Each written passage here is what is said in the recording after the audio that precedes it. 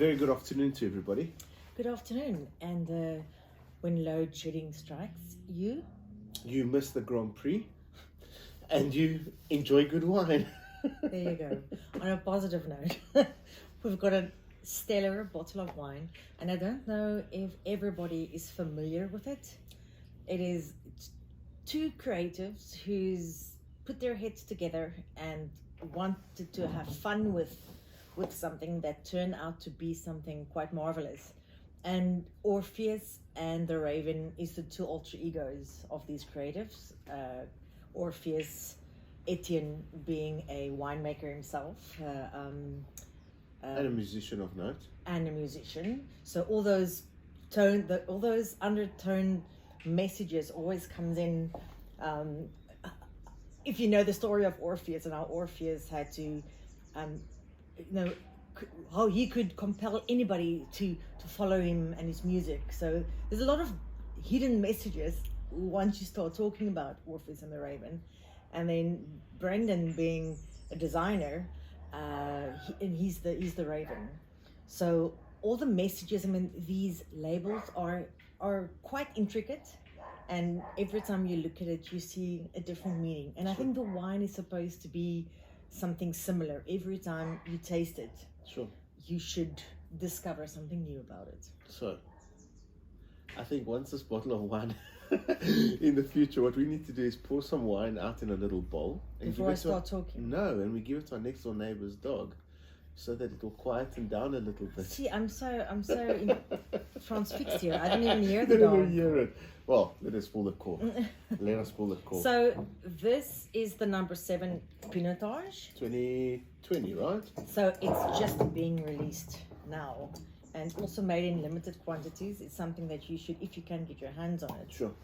But if you are a novice and not particularly well versed in wine, and you bring a wine like this to the table, You'll impress from the word go. yes, because people are interested to see, it's so who's the Viogniers, who's Orpheus, who's the Raven, and then the messages on the label: blind belief in authority is the enemy of truth. And you think of Pinotage, and it was quite a rocky road for Pinotage, and where it's now, it's just this. You can be quite mesmerized by it because it's got all this fruit, supple tannin, and then a perfume of florals, dark fruit, red fruit, and then the spice and the leather notes come in. But I think Pinotage, stylistically, is also changing to what it used to be, right? There's a new aesthetic. People think or they assume certain things about Pinotage, or they go into a tasting with preconceived ideas, and then it really impresses you or knocks you off your bit of pedestal of being, a wine expert. Yes. Come on, expert. Tell me a little bit. I'm not an expert. It's undoubtedly Pinotage on the nose. And Give me one characteristics. If you say undoubtedly Pinotage, but the person out there, what to you is undoubtedly Pinotage? black plum. Black plum. For me, it's like a ripe. It's not strawberry. It's almost like goji berry, but pomegranate. There's more red fruit, and then there's that violet perfume. See, now you're getting red fruit, and I'm getting quite a lot of black fruit. I really concentrate the black fruit.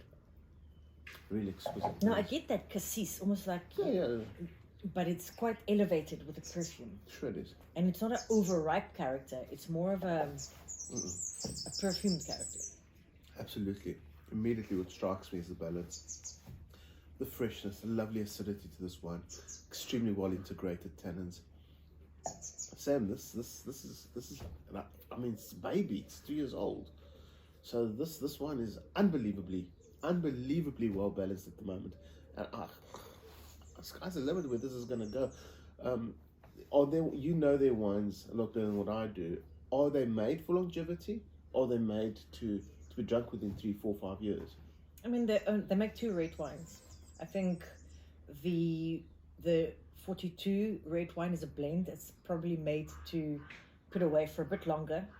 I think the Pinotage is made in a style where it's accessible No, in its youth, but it will also age. sure. Because I mean, you still now only feel the tannin really on the back palate.